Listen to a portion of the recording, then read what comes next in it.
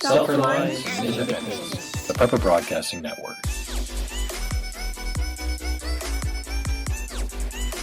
We have to hit the reset button and create a true culture of preparedness, starting at a very young age and filtering all the way up.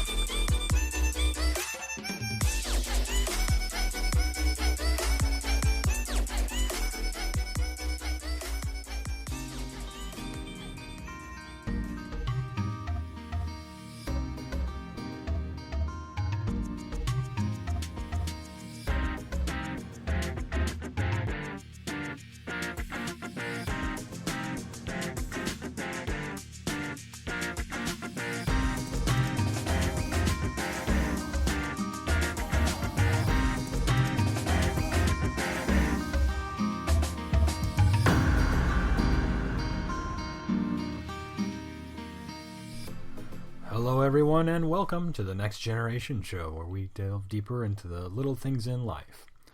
Here we explore the lost art of fatherhood, parenthood, and fundamental preparedness for the world today.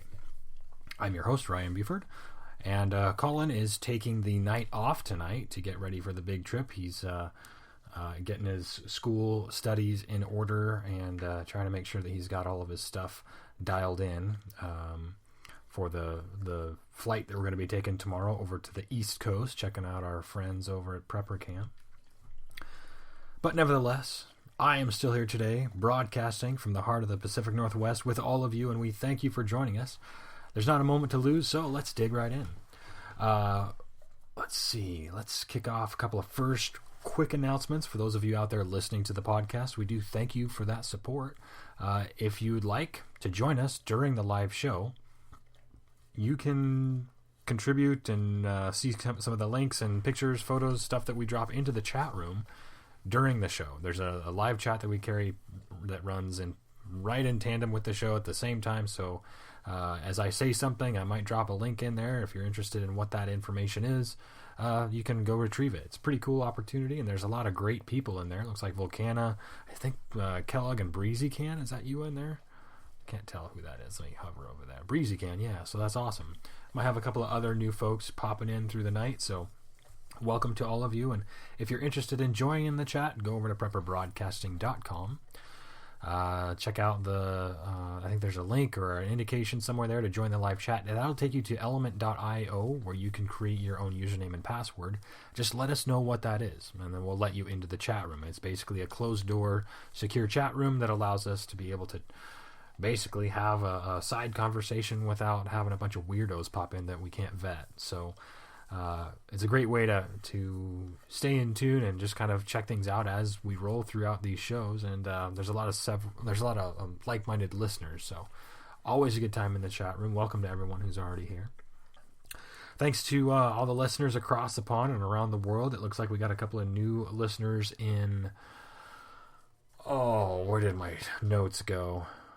There was a couple in Belarus and a couple of other locations. I can't remember. But anyways, welcome to those. Looks like Australia is still kind of topping the map on the downloads. Second, right behind the United States, of course. But that's pretty cool to see the number of people who are actually out there. Oh, we don't need to know your password. Duh, get along. Yeah. Anyhow, so if you want to get into the chat room, I totally had a live moment there a second ago. So yeah, we don't need your password. We just need your username so that we can let you into the chat room. Anyway, lots of things going on here. I'm obviously a little bit scatterbrained. We're getting ready for a big trip, and a lot of the things that we're doing here at Prepper Broadcasting here on the podcast, and also what we're able to do elsewhere through donations and providing content and connecting with people and taking all the different, different opportunities to go out to some of these events. It happens with your help. It happens with your support. The downloads help. If you guys support our sponsors, that helps. That kind of spreads the word and lets people know, hey, look, these guys know what they're doing, and we appreciate that. If you want to help us out directly, if you don't want to go buy a product, if you don't want to go to someone else's website, if you want to help us at Prepper Broadcasting to make sure that we do what we need to do and continue doing what we do, feel free to be a member. There's one way that you can help us out, and it just kind of keeps us under that thumb of big tech. So we like to be able to have that freedom so that we're not putting, bunk advertisements out there like some other podcasters, or we're not promoting products that are paying their way in. We actually have that control, and we keep that in-house with your help. So it's kind of a shared extent, and you actually get a little bit more content and value out of that. Hopefully the folks who are members are enjoying that membership and taking full advantage of it. Hey, while you're over there at Prepper Broadcasting, check out the Next Generation show page. There you're going to find all of our social media contact information, and of course you can reach me directly at prepperdad@mail.com. So let's see. I think we covered all that kind of stuff. So let's get into the show topic for today. Today we're talking about airplane prepping. And this is kind of an odd one. And it's kind of really been something that's triggered a couple of nerves here and there, here at home, and just in general from my seat and from the seats of people who I don't even really know. So it's pretty cool that that we do have a good community and a good network of people. And there was a time when, so when I got out of college, or when I got out of high school, and it was my first year in college, I was interrupted in the middle of one of my classroom sessions, and it was kind of weird. It was like getting interrupted in a high school class where they're like, is so-and-so here?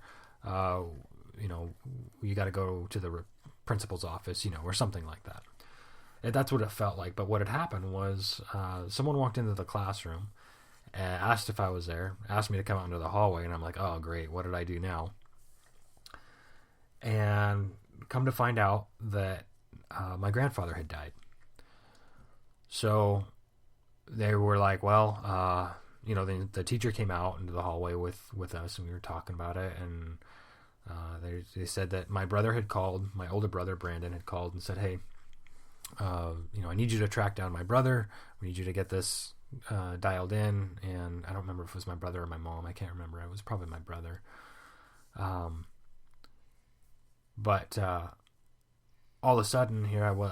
I pretty much threw a wrench in everything. I wasn't going to school anymore. I was taking the time off of work because I was pretty much told, hey, you need to get down here. This is time for family. So everything else is set aside. So he said, hey, look, I booked you on the next flight. It leaves in 2 hours, and I need you to get to the airport as fast as possible. And I was like, oh, okay. So here I go from being in class to being on a plane. And 2 hours might have been a little bit of an exaggeration, but that's pretty much what it felt like. Basically, you're getting on the next flight, so get your shit and go. And at this point, I was still pretty young. Colin wasn't around. I didn't have any relationships, family ties. As far as marriage partners, anything like that. I didn't have like animals at the house or anything. So for me, it was actually fairly easy, with the exception of the fact that I didn't have any money. As a college student, I worked almost full time, but making a minimum wage, which at the time was like $6 or $7 an hour. It's almost nothing. And I was barely able to make my own bills, and so part of me was like, oh shoot, I can't afford a plane ticket. I can't be doing this. And, my brother was like, well, no, it's taken care of. Don't worry about it. We're going to get you down here. Just don't worry about it. Just get here. So there comes these times in life where you have to take advantage of the time that you have. And this was one of those times because, when people drop what they're doing to help you out, regardless of what the repercussions are financially, you do it. You act. You respond. You do what you can, right? This is one of those times. And so I get on the plane and I'm flying down to Utah, and I'm just kind of like in shock. All I really have is a backpack with a couple of days of clothes, and that's about it. This is right after the September 11 September 11 attacks in 2001. So the airport security was, I mean, it was what it is today, if not more. You know, there's quite a bit of intensity in that regard. And so I knew that I may as well just not take anything. I mean, with the exception of my car keys, my wallet, and clothes, right? So here I am with basically a pack on my back and, you know, really a handful of nothing, enough to get by. I don't even know if I had any, I probably didn't even bother with any, like, deodorant or anything. I just figured, well, I'd just make do with what happened. Whatever I had access to, right? So my brother puts me up at his house. He's like, "You're staying with us. You're not going with any of the other family, or you're doing this. You're staying with me. You're staying at my house. We're gonna make it happen." And we had other people flying in from all over the country to try and get it sorted out. Different family members with different backgrounds and locations and stuff. And I get there, and I get picked up. We go over to my brother's house, and you know, by this time it was probably pretty late. And I pretty much just crashed out. I mean, he basically got me back to his house and found a couch or wherever I was, and just laid down, just basically passed out. So I wake up the next morning, and here I am in my brother's house. It was my older brother, so he's about, I don't know, 7 years older than me. And so he's definitely a bachelor at this time, unmarried, had a lot going on, was working full time. He had his own busy life, but he had his own life. He was doing different things in it. Things have changed significantly since then, but I got to give you this picture, this image, because this is kind of what I saw when I woke up. I rolled over, and spilling out of the closet was this pile of clothes. And I'm not talking like a couple of clothes in a small mound. I mean, to the point where you've got, you know, that bar that runs across where you hang all your clothes, your hanger. The clothes were spilling from that. It was just a tower of clothes that was spewing out from this closet, right? And I'm thinking to myself, holy cow, okay, what's going on here? Where the heck am I? I'm looking around, and there's, you know, stuff everywhere, magazines on the floor, boxes everywhere, musical instruments, you know, there's, who knows, like, just gobbledygook and things that have just been packed on or gifted or whatever, right? Walk into the kitchen, and it's the same scene. It's just more chaos, and dishes are everywhere. You know, he's got, the only clean thing in the kitchen was a cast iron pan. And, you know, he wound up having me go downstairs, because I was like, dude, where's your food? Because I think at this time I had called him. He had already left, and he was like, just hang out here. We'll have someone come pick you up here in a little bit. I got to go do something. I'll be back. So I was like, where's your food and stuff? And he's like, because I'm thinking to myself, good God, I hope there's at least some food in this house. And I'm looking around, and I'm not finding a whole lot. I mean, a couple of staples, like, you know, baking soda and salt and mustard, a couple of things like that, right? Condiments, essentially. And here I am with basically a backpack, a couple days worth of clothes, and that's it. And no food, I mean, I had no intention of drinking out of the faucet, because it was pretty much buried with dishes all the way to the top. And he's like, oh, don't worry about it. Go downstairs. There's a guy, I can't remember his name. Go downstairs, and around the corner there's a little restaurant, and there's a guy in there named Juan or Jose or whatever his name was. Just tell him you're my brother. I'm like, and then what? You know, what am I supposed to do? What is he supposed to do with that information, right? It's like, just trust me. Go downstairs, take a right, go into that little burrito shop. Tell him you're my brother. He'll take care of you. So I'm like, oh great, here we go. It can't get much worse than this, right? So, and keep in mind, I mean, I'm essentially a teenager, you know, 19, 20 years old, whatever, however old I was, and I was still eating like a teenager. Wake up, and no food, pretty much in a bachelor pad with the clothes on my back, essentially. So I go downstairs, and I connect with this guy, and I was like, hey, look, I don't know what's up. My name's Ryan. My brother told me to come down and tell you that I was his brother. And he's like, oh, okay, well, who's your brother? And I told him it was Brandon. And he was like, oh, okay. And I was like, so I don't know. I just want to get something to eat. I don't have any money. Is there anything that I can do to he's like, oh, no, you're fine. You're with Brandon. You're good. What do you want? What'll it be? And this guy, this complete stranger, proceeds to whip out the best breakfast burrito I've ever had in my entire life. And I walked out of that place completely flabbergasted, having no idea what just happened. I didn't pay anything. I didn't trade anything. I didn't promise anything. I didn't give any information. I didn't get any information. There was nothing but a verbal exchange, and what happened was I realized in that moment that there is something else that occurs when you have connections and you're in need. Something powerful, something extremely powerful. And there are times when it comes to preparedness and prepping where you are stripped of everything or next to everything. You can plan to a certain extent. You can do certain things, but there comes a time when you have limitations. Even if I was a prepper at the time, how would I, be able to take on whatever? I mean, at that time, getting through security would have probably been even more difficult, thinking that I could have a multi-tool or this or that, And on top of that, we're dealing with a funeral, the death of a family member. So through the course of this event, it was traumatic as a family standpoint. It was traumatic personally. But there was also something very valuable that was gained in this one experience. And this was one of many within that trip that kind of shaped who I am today in some ways.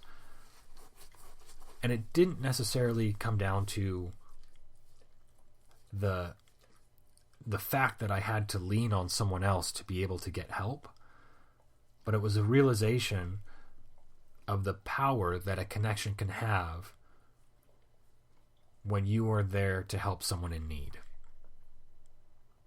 And this is something that as preppers we have, and a lot of times we don't realize that we have. The connections that we have are so strong and so powerful that if you are in with the right people and you are good people, then those connections form and things happen, powerful things happen. What's hard to get past this as preppers is we often realize that, our groups, our close-knit circles are very important to us, and we can survive in our group and our community, and that's true. But there's a bigger picture to that. There's a level of survival that comes with the connection, with making connections that are real and tangible, that do not extend, within reach. It's not, I can't reach out and touch someone who's actually helping me, right? These are people who are across the country or in another state or who have never seen me or met me, but who know that because based on who I am or my background or my family or whatever it is, are willing to do one thing to help in a time of need. And that is what a prepper is to me. I've been battling this recently with the whole idea of, how can you say that you're a prepper if you don't do this? How can you say you're a prepper if you're not this? And it's come up in a couple of different conversations in a couple of different ways with a couple of people who are very close to me. And in a lot of ways, it's shocking to me. It's like, it's painful, but it's like, you're right, but there's another side to that. There are different forms of preparedness, and in some cases making that connection is the level of preparedness where a lot of us can be and need to be able to survive with nothing, right? With the safety net. That's what really to me is the power of preparedness and being part of this community.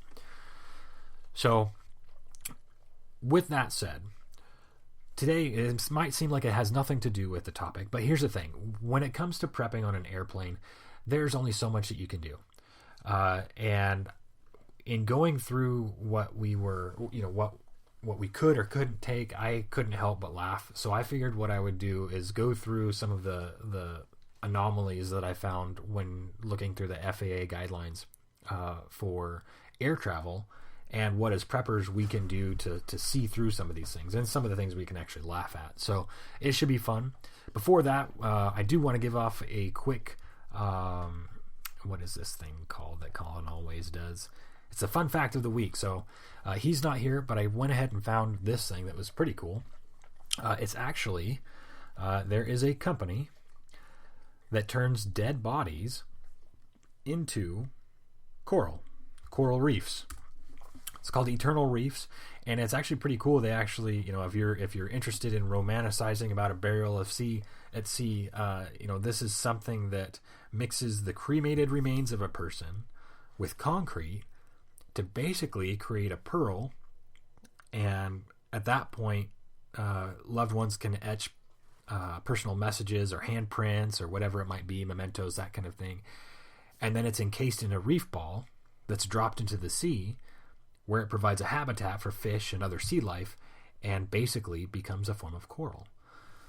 So I thought that was pretty cool. It's something that as preppers, it's like, that's kind of that's what we do in a lot of ways. We provide life in ways that, even through the preservation of something, we're providing life, right? So pretty cool stuff. Let's see. So let's get on with the today's show. So this is pretty loose today on what we're doing. So I'm gonna. I've been chatting up a lot already, so hopefully you guys have some questions or fun things to throw out there. I'll shout them out in chat. We do have some other news, and what I'll do is try and drop on some of this stuff right off the bat to get us primed for the second half of the show. But essentially, I was looking through this. So Colin and I, we're getting ready to go to prepper camp. We are flying out tomorrow. I'm leaving first thing in the morning to go pick him up. We're going to catch a flight. It'll be an all-day flight from Washington State to Charlotte, North Carolina. At that point, when we land, we're going to take pause, get our wits about us, and then the next morning, Thursday morning, we are driving from Charlotte to Saluda, which is where prepper camp is. It's about an hour and a half drive. More than likely, it's going to be a couple of hours, and who knows, what we're going to run into along the way. But I mention this because there today, while I was trying to get the last little bits and pieces organized, it's been a mad scramble, to say the least. And I think James is in chat; he knows exactly what I'm talking about. Trying to get those last things ready to go. And sometimes you hit a wall. You're like, oh, what are you going to do? And the whole idea of this show is that, look, we are extremely limited. We've got basically a carry-on and a personal item. So, and we've got to survive for 4 days, essentially in a campground in an area that I've never been to, with people that I don't know, have never met before, and we have to basically come up with our own food, water, and supplies outside of our bare survival gear. So my brother's not going to be there to take care of me, right? My family's not going to be there to take care of me. And I'm going to a prepper camp, which in the whole idea of things means that I shouldn't have anybody taking care of me, right? So I should be ready for this. I should have some, a whole pallet full of MREs drop shipped from a helicopter landing right on my campsite, right? Ideally, that would be perfect. Probably not going to happen that way. Realistically, we're probably going to run into some snags, and I already did today. There was, and James helped me out tremendously. I don't know if he's still in chat, but he dropped in the show earlier today. Huge help from James, the Intrepid Commander, because I was scrambling. I was like, hey, I need to figure out how to get a ride. And I was planning to rent a car, but then I was like, this is outrageously expensive. What else can I do? Should I Uber? Should I rely on this? Should I take it on myself? And these kind of things.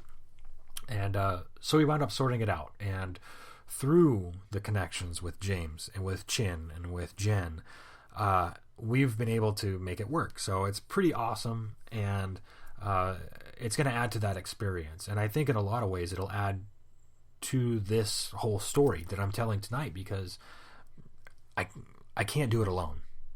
And I think the truth is that a lot of people out there can't.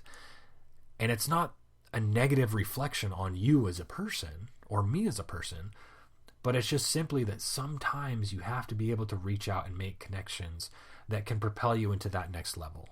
It could be a complete stranger, which in this case it is. But I have faith and I have good feeling and I have trust that this is going to be okay and we're going to make it work, right? We have that determination. But when it comes to getting on a plane, there's not a whole lot of opportunity for, sly movements here and there. Oh, a handshake and a nod to be able to get that Leatherman through security, right? So this is one hurdle that I thought, you know what, let's focus on this for tonight's show. Let's kind of dig into this a little bit, because there are questions already popping up in the chat room. What are we taking? Here we are flying halfway across the country, or really essentially all the way across the country. And, what exactly are we going to take? What are we going to be able to use? So there's some specific things that we're going to be taking. Personally, each of us is going to have a tent. I know that tents are not allowed, but I think in reading through the FAA rules, they are allowed as long as they can fit in the carry-on. And I've had experience in this in the past where if it fits within your bag, you're fine. But if it's, for example, if it's a great big canvas tent, you can't take that with you. You can't take that kind of stuff on a carry-on or whatever. So I've got a prototype tent that I'm working on. It's about the size of a Pringles can, and it weighs less than 2 pounds. So I'm really excited to try this out. I may or may not regret it, depending on the weather and how well it holds up. But and I'm really looking forward to some of the feedback, because I have a feeling if anybody sees the value and or the modifications that I could make to this particular prototype, that it's going to be the guys at Prepper Camp, right? The people who are like, oh, okay, yeah, I see this. This could work this way. Make sure you do this. Put straps here, here, and here, or whatever. But the idea of this ultralight tent is something that I've been working on, and it'll kind of be right in tandem with this collapsible, basically transforming backpack that opens up into the bottom tarp, combined with the other stuff. So it's kind of a concept that I've been playing with, and rather than dry test it here, I'm going to go balls to the wall and we'll dry test it at Prepper Camp, and you guys can laugh it up all you want. We'll see what happens, and hopefully I come back without a cold, but hopefully it'll work out well. What else are we packing? So that's the prototype tent. Colin is going to also have a tent. There's going to be bedding. Each of us has a very small sleeping bags that I know the one that I have is about the size of a small basketball. Maybe about the size of a football I could expect. That fits inside my bag also. I recently got a wool blanket, and the wool blanket that I got is from a company called Arcturus. I think I said that right. I'm looking to those guys for a potential sponsorship, so that'll be cool. We'll try and promote some of their gear, see if we can get a discount code for you guys. This is a wool blanket, weighs about 4 pounds, but it's a heavy duty quality wool blanket from what I can tell by looking at it. We'll see how it holds up to a couple of days of hard use. But between the tent, the tarps, the wool blanket, and the sleeping bag, I think I'll be golden as far as having some sort of cover around the campfire and being able to hang out and sleep well comfortably at night and be able to pack it all back together. Colin is taking a bed mat. I don't know if I will or not. I might. The ground's fairly soft, I would imagine, so I have a feeling I'll be all right. But I might take one just in case. Each of us has a small, lightweight not pup tent. What's it called? Mess kits. We're also taking, I grabbed a couple of these. Most of you might be familiar with what a Nalgene bottle is. I found a specific type of Nalgene bottle that actually has a canister on the bottom, a metal canister that you can remove. So essentially it takes that Nalgene bottle and converts it to the same style of canteen that you would expect to see back in Vietnam or World War II, where the canteen itself had basically a tin on the bottom, that aluminum casing that went on the bottom half, so you could slip it off the bottom, and then you have that available, and it's got little handles on it so that you can physically use that over the fire to heat food up or water or whatever it might be. Some of the other restrictions are pretty much eliminating our ability to take any kind of fire starting equipment or gear, fuels, anything like that. And we'll get into that in the other half of the show, but I'm going to do what I can to take a miniature camp stove and a survival stove, just one of the little candle style, because I have had luck with those before, especially up here where in some cases if we have nothing dry, we've got to figure out how to cook or start a fire, and we have had to resort to this little cook stove in the past, and it worked great. So we're going to bring that because it's just candles and a small collapsible, folding stove that's about the size of a couple of decks of cards. So we've got our food, cutlery, just like basically the spoon, fork, knife combo that clicks together. Cookware, shelter, bedding, clothing is going to be pretty simple. I mean, luckily it's going to be warm and not super wet or cold. So we're probably going to be packing layers when we leave and then just shedding them when we arrive, so that we can use them for whatever. I'm also taking two-way radios so that Colin and I have the ability to communicate. I really want him to enjoy this experience, so hopefully we'll have an opportunity to split up. And if you catch one of us, be sure to grab us for a photo op or shake our hands, say hi, do whatever, punch us in the face, whatever you feel like doing. And then, that way, if we can kind of see some of the different shows and have a little bit more freedom to check stuff out, but also be able to stay in touch. So the two-way radios are going. For those of you who remember, this Power Film Solar was a sponsor here at the show for a while back, and they kind of helped us out. I think you can still use their promo code from the tacticaltorture.com website. But we're going to be taking both of our Power Film Solar flexible solar film chargers with us. And then what else are we going to bring? I'm trying to save the best for last. The backpack that I have is a dry bag with MOLLE attachments to the outside, so I can actually attach the different packages to that.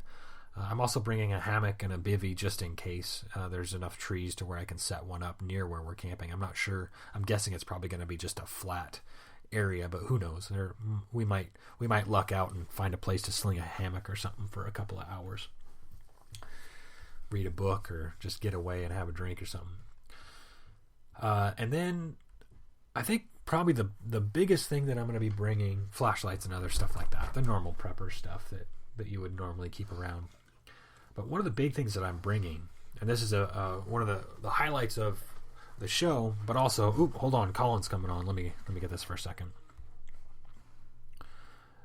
Hey, buddy, are you there? Yeah, hold on a sec. Let me unmute you.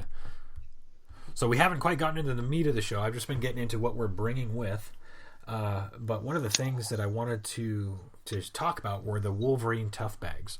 So the last thing that I packed, and I'm really excited about these are the Wolverine bags. We did a product review of these over at tacticaltorture.com, and when I saw these bags, I was like, I bet that would work really well for stuff like this. If you're on an airplane or if you're traveling, just roll it up, throw it in the back of the truck, throw it in the glove box. So I reached out to these guys.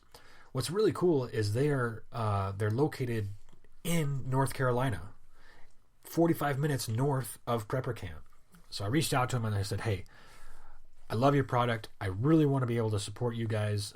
Are you interested in helping us out at Prepper Camp and making this work and really giving something to our listeners if I help promote your product and get things going a little bit more? And they jumped on within hours. So these guys over at, you want to check them out at Wolverine Bags. And let me drop that link. No, it's not Wolverine Bags. I'm sorry. The link is Wolverine Tough, TUFF.com.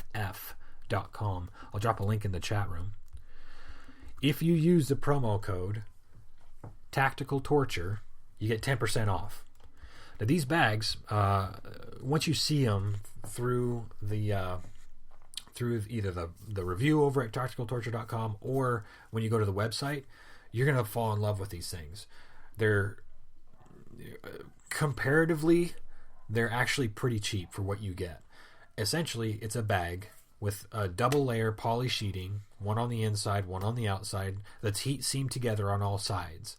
We product tested these things, and I gotta say they're some of the best bags that I've ever seen. But the thing is you can use them for all kinds of products, like oils, liquids, powders. You can use them for grains like rice or beans or anything like that, dried grains, wheat, stuff like that. They got different pour spouts, different containers, different sizes. And the thing is they're all collapsible. I'm going to have several of these with me just to kind of demonstrate what they are. We're going to be using them so that we can get by, because I can't pack water with me. And we got to be able to clean, cook, and do all the stuff, wash, dishes and ourselves probably to a certain extent with these bags. And they have improved some of their product lines since I did that review. So definitely got to check them out. 10% off if you use the promo code Tactical Torture. And we're going to run that until it, until we get sick of it, which probably will take quite a while. So looking forward to working with the Wolverine Tough Bags. You guys got to check these things out. They're pretty amazing. Since we're right in the middle of doing promotions, Colin's on board. Let's take a quick commercial break, and when we come back, we'll talk about some of the stuff that you can and can't bring on a plane that kind of steered our decision to keep it ultra light on our trip to Prepper Camp. So hold on, everybody, and we'll be right back. Are you prepared to be the family doctor in a disaster or emergency? This is the Intrepid Commander, and I'm holding the Prepper's Medical Handbook by William W. Forgey, M.D. In this great book, you'll learn how to prepare for medical care off the grid. You'll learn about assessment and stabilization. You'll even deal with things like bioterrorism response, radiation, and how to build the off-grid medical kit at home. Look, 2020 taught us a lot about the limitations of our medical infrastructure in America. Get the Prepper's Medical Handbook today at Amazon.com. Again, that's the Prepper's Medical Handbook by William W. Forgey. Medical readiness is an area that preppers often overlook. It's James Walton, host of the I Am Liberty show. If you're looking for a trauma kit or to build one of your own, visit ArchangelDynamics.com. They have a large selection of pre-made medical kits, ranging from EDC pocket kits to fully stocked trauma kits, along with a large selection of medical supplies, including tourniquets, pressure bandages, chest seals, and more. They offer free shipping on all orders over $99, and they also offer several firearms and medical training courses from basic to advanced. Best of all, if you enter the coupon code Prepper Broadcasting, again, Prepper Broadcasting coupon code, you'll get 10% off your first order. Archangel Dynamics is a combat veteran and first responder-owned small business. They support us, and we want you to support them. All right, ArchangelDynamics.com.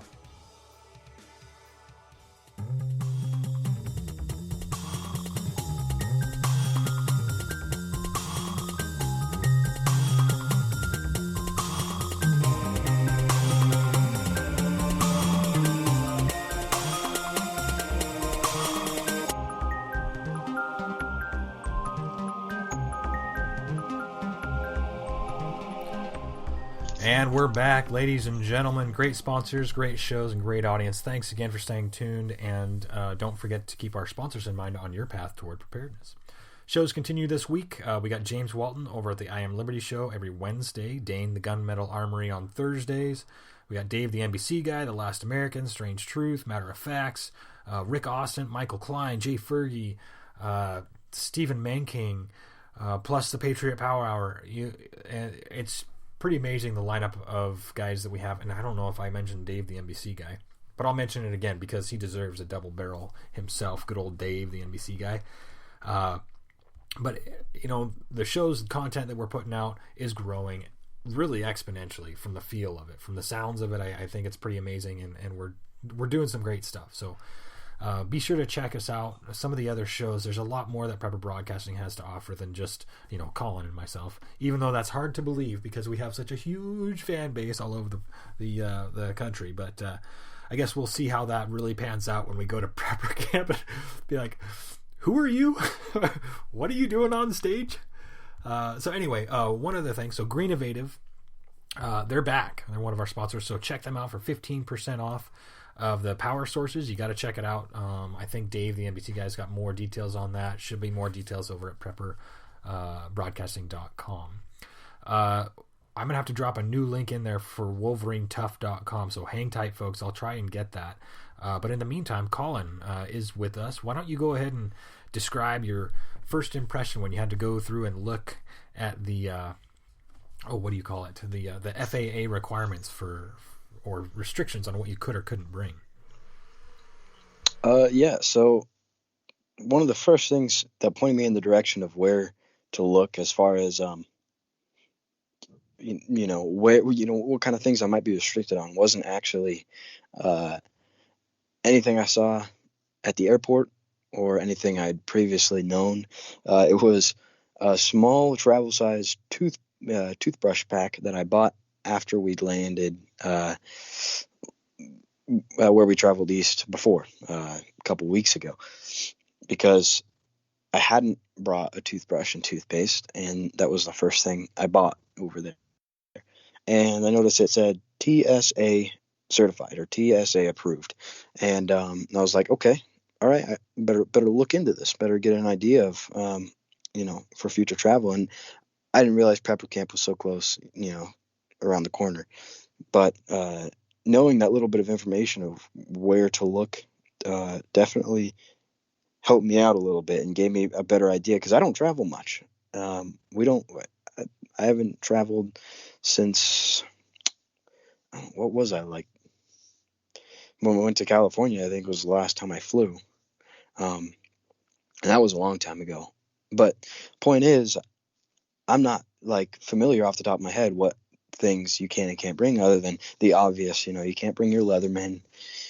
You can't bring a lot of aerosol stuff. You can't bring anything that might be considered a weapon. That stuff's pretty obvious. Yeah. But there's a lot of oddball stuff. Yeah. Some that's what we're going to kind of get into. And some that don't. Yeah. Yeah. So, okay. So I thought this was pretty hilarious, personally. So guns are not allowed. And I thought I'd start out with this one because the Colin mentioned a trip to California. We went and saw my brother get married, and it was kind of cool. He sent off everybody with parting gifts, like wedding presents or whatever. One of the wedding presents was actually, it was a potato gun, but it was the kind of, you like stick the little plastic gun that's shaped like a gun, like a pistol, into a piece of into a potato, and then it's got a rubber band, and then you launch the piece of potato, right? It's not like an actual harmful thing. It's a toy. Even if you did it, it might go 10 feet, and you wouldn't even harm a fly, literally, as if it was a fly killing type of thing, and you wouldn't even be able to do that, assuming you actually hit the damn thing. But it got confiscated. It got confiscated at security, and I'm like, you guys got to be kidding me. This isn't real. What's the deal? What's going on with this? Well, it says gun on the package, so we can't. Okay. So I thought, you know what is okay and what isn't. So, what you can and can't bring. This is a fairly extensive list. I think there's like 500 items or something that they spell out what you can and can't bring, but some of them are pretty hilarious. So, guns. The types of guns that are not allowed. There's one gun that is allowed, and I'll give props to whoever in chat can find it before I say it. But the types, and I'll give you a few minutes too. So the types of guns that you cannot have: a cap gun, like a child's cap gun, a gun lighter. So that, of course, that probably goes in line with the lighter, but that's kind of like double trouble because you've got a gun, so it looks like a gun, and you're probably gonna hurt somebody with that lighter that looks like a gun. A nail gun. For those of you carpenters out there, you're pretty much screwed if you gotta take a nail gun. You're gonna have to get it checked. A spear gun, I thought that was kind of interesting. And you got to think of some of these things as I'm saying some of these things. You got to realize that there's a reason that these are on here. someone tried to get these on a plane and probably got denied enough times to where they actually had to write it down and put it on the list, right? So I was like, wow, spear gun, that's ballsy to show up on a plane with a spear gun, right? A flare gun, which, you know, if you think about it, a flare gun, yeah, that could be pretty harmful. They're designed for emergencies. So if you were boating somewhere and you're traveling and you've got, you know, your boating bag with you, for example, your flare gun would get disconfiscated, and then if you ever wound up in a scenario where you needed it, you're pretty much screwed, right? Pellet gun, compressed air gun's another one, and stun guns. So even though it's not really a gun, you can't take a stun gun on a plane. It's like, well, okay, so there's all the guns. Any guesses in chat? The one gun that you can actually bring on the plane? I thought that was kind of interesting. Maybe I should use this as the fun fact of the week. Turns out a tattoo gun is the only gun that you can actually take on a plane. So if you guys get really interested in trying to work that angle, you can always pack a gun as long as it's a tattoo gun. I think that's kind of cool. So I was looking through this list of different things, and I was like, you know, okay, so what kind of other things are there? Like the obvious stuff that people, you know, they have to be told, you can't bring this on a plane. Now, way before 9/11, this kind of stuff was normal. I mean, you could bring this stuff on and nobody had any questions because it didn't really matter, right? Let's see. Oh, wow. So Volcana drops this one into the chat room. So way before 9/11, when Transformers were banned, so eventually they reduced it to Megatron. So Megatron, his alternate form was a gun. God, I want that Transformer. That would be cool. And then Shockwave, whose alternative form was a purple space gun, got banned. So these toys that are getting banned because they resemble a gun. So anything that's a gun or resembles a gun or has gun in the name is pretty much out, unless it's a tattoo gun. So you can potentially, you know, take your tattoo gun and have a little fun on the plane while you're there. All right, sure. But what if it's like not a gun? What if it's like a blaster? Ooh, that might be. Or like if it resembles a gun, if it resembles a gun, there's a good chance that it's going to get yanked. So, and that's kind of that's. I mean, and keep in mind I'm only looking at carry-on because we're thinking we want to get on the plane, we want to get off the plane, we want to move directly from there. We don't want to stand around in a line, wait for luggage, or wait and see where our luggage landed, which airport it landed in. Hopefully the same one, but maybe not. I don't do that anymore. So one bag, one carry-on, that's it. Other weapons. I mean, and Colin mentioned this earlier. We're limited because we can't take fuels. We can't take camping fuel. We can't take, certain forms of lighters. Matches are okay, so we can get by with a little bit of that, but strike anywhere matches aren't. So, I mean, it's pretty much like, well, if you need fire, you're pretty much going to have to figure that out when you hit the ground, right? Any kind of booze, ammo, rifles, fuels, anything like that, it's gonna get jacked. So pretty much no. And this really kind of put me over backwards because I wanted to bring some of my moonshine and share it with the group, and then I realized that I couldn't do that too late, and that I would have to ship it. And by the time I realized that I might not get it there in time, I had to scrap the whole idea. So I think what might happen is we're gonna have to start some moonshine at prepper camp and then have it ready for next year, right? Just kind of bury it off in the side ground and see what happens. So that's a project for some of this. We'll have to challenge our way through that one. But some of the other weapons, I thought, some of these kind of make sense. Some of them are kind of messed up, but some of them are pretty extreme. So like, those ones I'll finish with those ones because the extreme ones are kind of fun. So axes and hatchets, can't have those. So, the whole movie Hatchet, out the window, pretty much, or not movie, but the book, on a commercial plane, it's done. The only thing the guy had to survive on, and you can't have that on a plane. Bear spray, pepper sprays, this spray, that spray, any kind of spray, you can't have it, which is kind of messed up, especially if you're a woman, and you've got a stalker or something like that, and that is your tool, that's your safety net, because of whatever reason. Or if you're going into an environment where you might need pepper spray or bear spray, not allowed. I get it, because if it goes off in a plane, you might have a lot of unhappy passengers, but at the same time, you know, if you're competent enough to carry pepper spray, you're competent enough to know how to use it, right? And you would think that that's usually the case. Same thing with guns, but I guess we won't go there. This is what I thought this one was pretty cool. So billy clubs and blackjacks aren't allowed. For those of you who aren't familiar, those are basically a beating stick, and a blackjack is, I don't even know if those are legal to carry around. Basically, it's a wad of lead shot, essentially, in a small pouch. They're very dangerous and highly effective, but you can't have those on a plane. Swords and sabers, cattle prods. I thought that was kind of cool. So you can't have a cattle prod, which, you know, I guess if you got some competing brothers, you're not going to be able to really test it out 10,000 feet in the air. No Casey Jones, so, you know, they obviously learned a lot from Ninja Turtles movie back in the 80s. You can't have cricket bats, you can't have hockey sticks. So, you know, any athletes packing that kind of stuff are going to have to check it, which sucks, but, you know, whatever. I guess you're in it to win it, but you're not going to be able to win it on the plane. This was kind of weird to me. So sticks kind of came up a couple of times. Walking sticks are not allowed. So if you're, you know, coming out of Sedona, Arizona from your New Age retreat, and you collected a walking stick with your crystals and feathers and beads on it, you're going to have to surrender that to TSA, which is kind of messed up, especially if it's just a walking stick. I mean, what are you really going to do with that?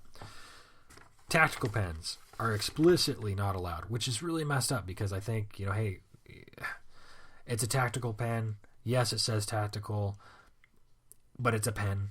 I mean, it's going to be used as a pen. You're not going to go up there and just start stabbing people on a plane. But apparently that's kind of what they figure is if it's a tactical pen, or if it looks like one, you're getting it yanked. So go ahead.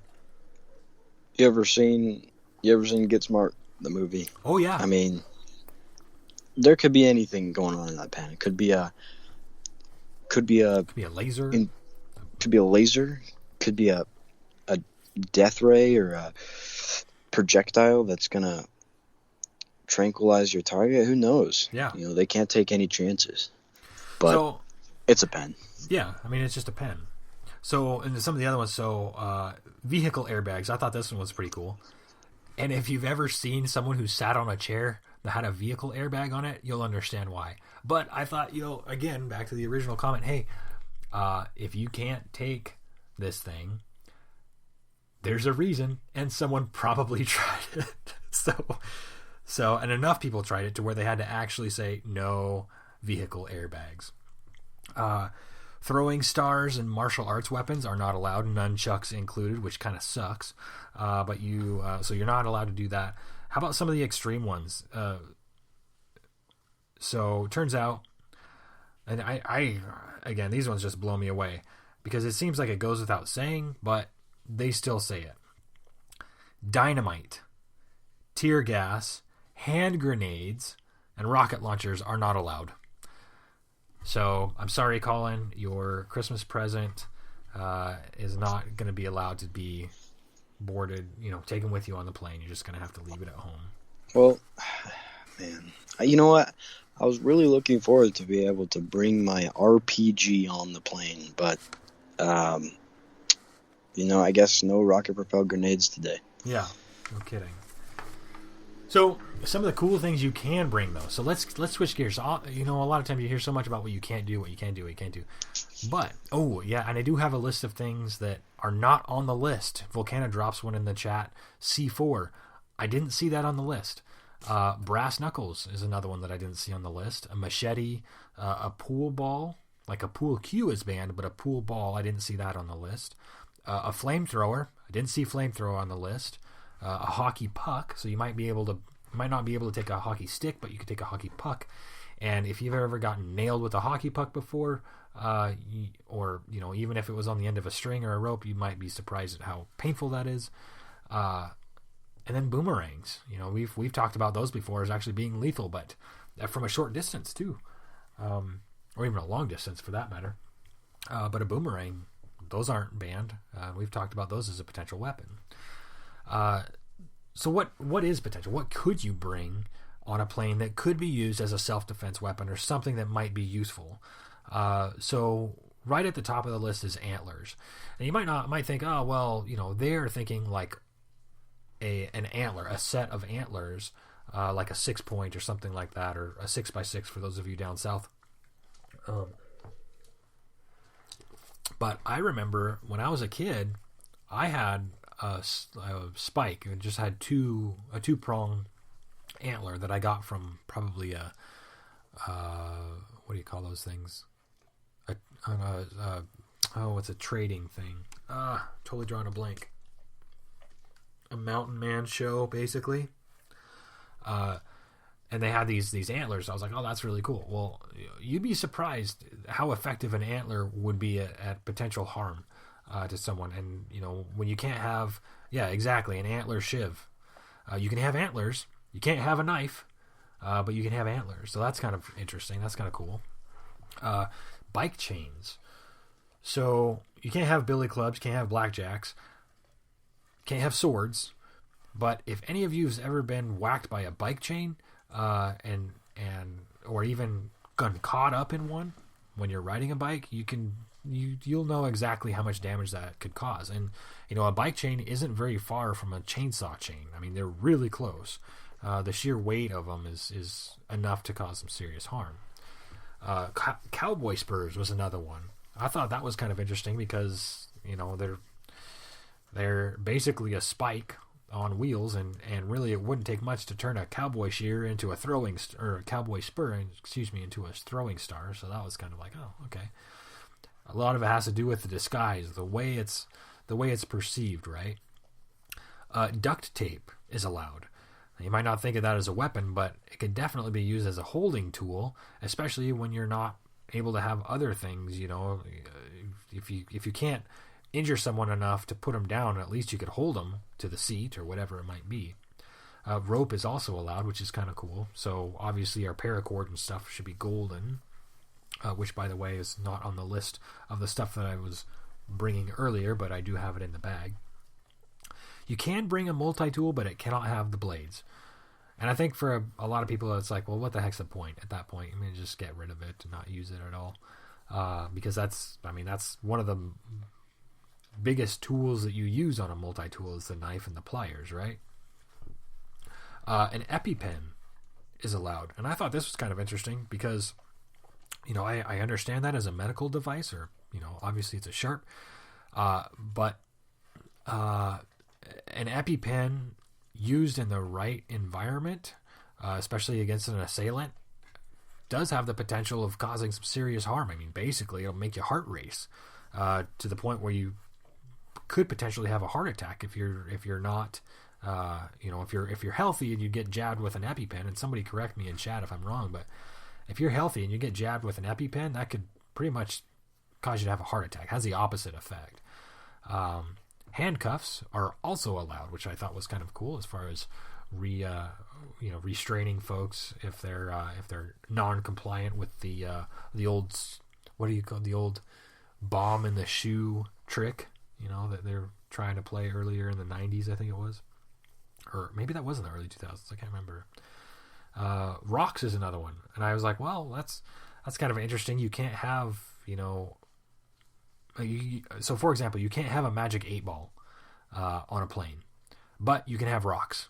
I don't understand it. Doesn't make any sense to me, but I know of a couple of rocks like obsidian or flint that could do just fine in pretty much every prepper scenario. So, it's kind of interesting to see the alternatives of things that are allowed, and we're talking carry-on. We're not talking checked baggage. This is full-on carry-on stuff. So just because you're not allowed to have the obvious weapons doesn't mean that you're not allowed to have some of the other secret weapons like duct tape, etc. Now, we're at the top of the hour, but I did have some other things that I did wanted to share because I thought these were kind of awesome. As far as things that you can bring, fresh eggs is actually, it came up, which I thought was kind of cool. And I'm tempted to bring some. We'll see if it makes sense to bring them or not, because if they're shelf stable at room temperature, because they haven't been refrigerated and haven't been washed, then I can take them with us and we can eat off of those for at least a couple of days. And, I can have some food. Powders, almost all powders are allowed, which is kind of surprising, especially because a lot of powders, when mixed with other powders or other liquids, can be very harmful, or even in proximity. So if you're a chemist, you'll know exactly what I mean, but pretty much all powders are allowed, and you could take a white powder and call it OxyClean, and it could be some crazy chemical that could cause extreme damage with 2 or 3 drops of water, like, some sort of magnesium sulfate or something. I don't know. NVGs, night vision goggles, are allowed, which is pretty cool, because then if you have an outage on the plane, if they shut off all the lights and stuff, you can strap on your NVGs and go prepper style. That's kind of cool. Just imagine sitting, maybe you're reading a book, or maybe you just dozed off. The plane's getting ready to land, so we're going through a little bit of turbulence. You wake up, and next to you is a dude, and he's got these foot-long night vision goggles hanging off his head. Oh, yeah. He's just looking you dead in the eye. Instant friend, right? Yeah. He How says, you doing? "What's up? Yeah. Good morning."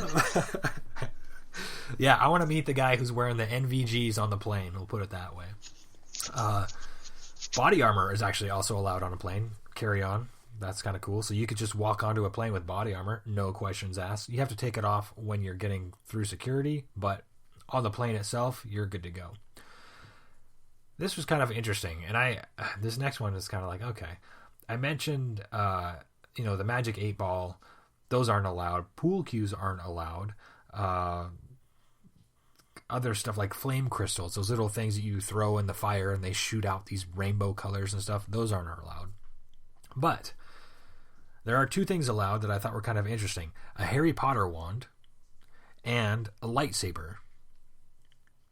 So for whatever reason, these came into question, but you can bring a Harry Potter wand and a lightsaber on, I guess. And if it's just kind of funny if you look at the TSA thing. Under lightsaber, it says, the technology doesn't exist for lightsabers to cause harm, so at this point they're okay. Buddy. Yeah.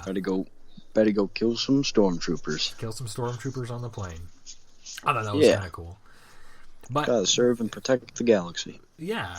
And to me, it kind of got me thinking, okay, if I had a Harry Potter wand, and I said, oh, this is my Harry Potter wand, but it was made of some specific kind of material, or it had some kind of something in it, there's a potential for a potential tool there, for example, right? Shock collars are also, wow, we pretty much ran through the whole hour in no time, and we hardly even touched on the topic. But I think I don't know, when it comes to airline travel, there are restrictions out there, and there's a level of preparedness that you need to have. And I know we've been kind of all over the place on the show tonight, but I think really the illustration here that I'm trying to create is the fact that you can be denied whatever tools and equipment and food and supplies that you have access to normally in an instant, whether you want it to or not, whether you are hauled off in handcuffs or whether you are, told to get on a plane and get over to see family, whatever it might be. You might be in a situation where you've got to drop what you're doing, find someone to manage the homestead, and do everything you can to get into that space. And all you've got is a couple days worth of clothes and good intentions, right? There is a level of preparedness in that we all need to be essentially ready for, right? We need to be able to understand that preparedness it isn't something that pigeonholes us into this whole idea of having stuff, of having, 25 years worth of food, or having all the ammo that we could ever possibly use, or having 20 guns per person in the house. Because you can't take that with you. In some instances, you have to be able to survive on your own. And in doing so, you need to know that in some cases, surviving on your own means surviving with the help of friends and family from around the globe. And tonight's show, for what it's worth, is for all of you out there who are the true friends and family from around the globe. And I've said that before on other podcasts, like-minded listeners, and it blows me away the type of community that we have as preppers. And for those of you out there who kind of see on the same wavelength, who talk on the same wavelength, you're realizing, probably like me, that all of a sudden preparedness is something that we can talk about. After 2020, we're not alone, and we haven't been alone. What's happened is we've essentially been able to come out of our shells and realize that, hey, look, we have something to give to people who are looking into preparedness. And in some cases, that might be lending a hand to someone. So if you're available to do that, I encourage you to do it. If you're in need of help, I encourage you to reach out to us. Listen to the podcast. Check out prepperbroadcasting.com. Check out our website. Check out Tactical Torture. Check out our sponsors. All that good stuff. But essentially, keep in mind that preparedness doesn't necessarily mean having everything at your fingertips, as much as it means having access to everything at your fingertips. Lastly, in case you missed it, on last week's show, we did an excellent expose of Colin. We just had a candid conversation with him and kind of where preparedness has taken him in his life and kind of what's happened with that. So that was kind of a fun one. We're going to be having more candid conversations at Prepper Camp, so be sure to stay tuned for that. We're going to broadcast as many as we can. Some of it's going to wind up on YouTube. Some of it's going to be here on the podcast. So stay tuned for that. Should be a good time. And for those of you who can't make it, just keep in mind that you're with us in spirit, and we'll do everything we can to share this experience with you, because it is an experience that we're looking forward to. Remember, if you missed out on any of the previous episodes, you can always check out the previous episodes on our show page, on the archives component, or archives page, or whatever it is over at our show page. Or you can go over to your favorite streaming service, and while you're there, be sure to leave us a 5-star review. It does help to boost our presence, and it allows us to share this message with others.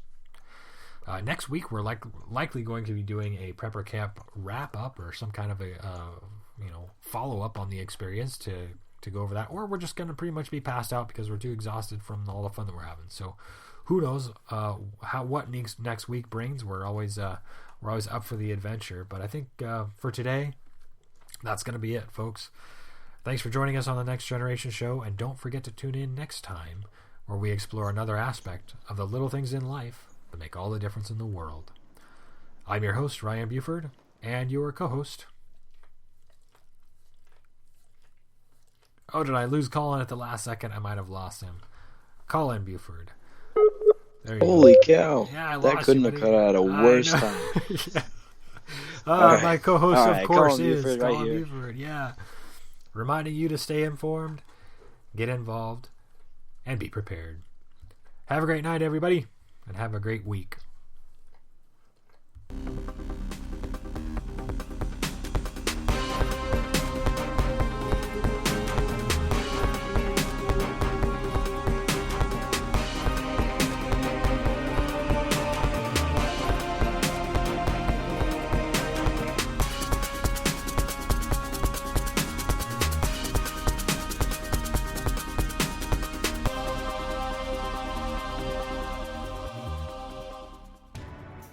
Thank you for listening to the Prepper Broadcasting Network, where we promote self-reliance and independence.